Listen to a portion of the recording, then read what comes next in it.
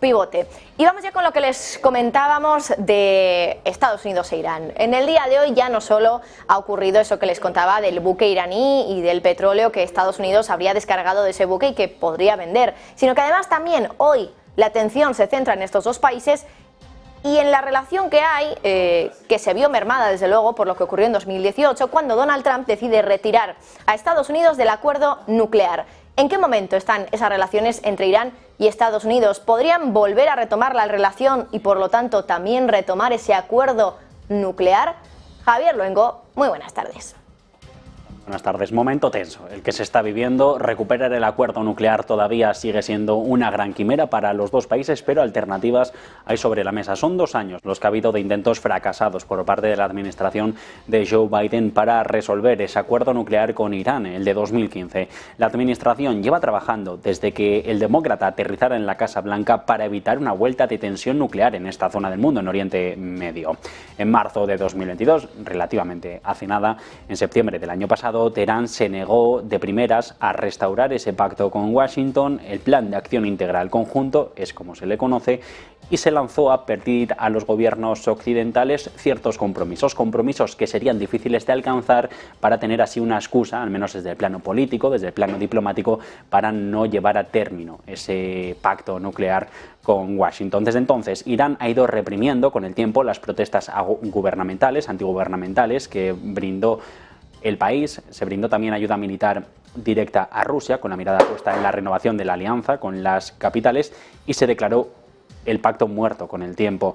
Negociaciones que fueron fracasando con el paso del tiempo. Y Washington, Teherán, Irán, Estados Unidos. El programa nuclear iraní avanzó sin precedentes en la historia y en algunos casos ha terminado por ser irreversible. Y todo se retrotrae a ese 2018. Fue cuando Donald Trump se retiró del acuerdo. Irán ha alcanzado desde entonces importantes hitos nucleares. Ha almacenado cientos de libras de uranio altamente enriquecidos, instalado miles de centrífugas avanzadas y de hecho durante los últimos meses se ha filtrado que podría producir su primera bomba de uranio apto para armas en cuestión de semanas y material para bombas posteriores poco después. En los últimos meses, Irán casi no ha pagado el precio alguno en virtud de las sanciones por estos avances nucleares. Por el contrario, sí que ha mejorado la posición geopolítica por dos frentes, con China y con Rusia. Se ha mantenido como aliado claro de estos dos socios y quiere revivir esas relaciones comerciales, al menos, o relaciones nucleares, para tratar de evitar que se termine por acelerar esa integración del plan nuclear de Estados Unidos. En cambio, se ha optado por un plan C que es el intento de evitar los peores resultados del enfrentamiento nuclear, al tiempo que se considera que se pueda resolver en un futuro, no se dice de cuánto.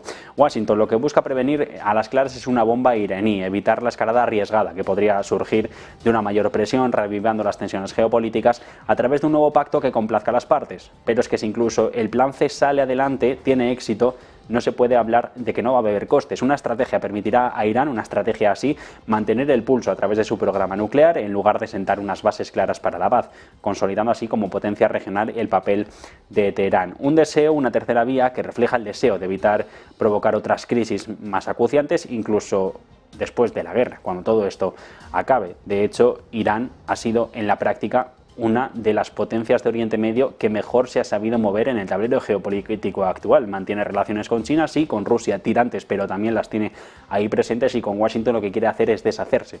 Quiere actuar de mediador, más o menos, entre ambas partes de la zona. La administración Biden, que confía en evitar todas estas escaladas bélicas, al menos que las dialécticas no vayan a más, y mantiene una ofensiva haciendo que Moscú dependa directamente de la capacidad militar iraní. Se han enviado cientos de drones iraníes, cargamentos de municiones, y Rusia de hecho ha brindado apoyo a Irán en dinero en efectivo, político, tecnología occidental utilizada en el campo de batalla. De todo esto, de si Rusia va a permanecer aislada de Occidente, dependerá el futuro de Irán. De momento la guerra es dialéctica. Se desarrolla un misil hipersónico, lo contamos en Negocios Televisión la semana pasada, aunque se apunta, y esto lo hemos comentado hoy, que no hay negociaciones abiertas sobre el acuerdo nuclear. De hecho, se niegan los informes para obtener un alivio de sanciones de las que, por cierto, toma parte la Unión Europea. Josep Borrell, el alto diplomático, hace unas semanas. Vamos a escucharlo.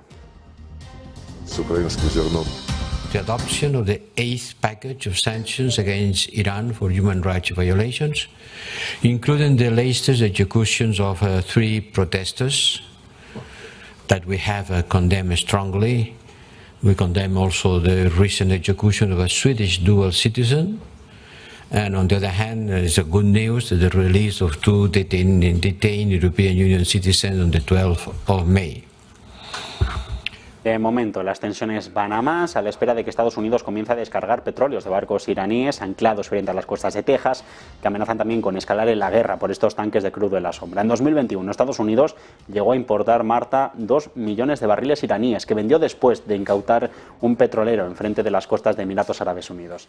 El miedo de todos, que las sanciones occidentales, reaviven la potencia nuclear de Irán en estos tiempos de guerra y de multipolaridad. Bueno, pues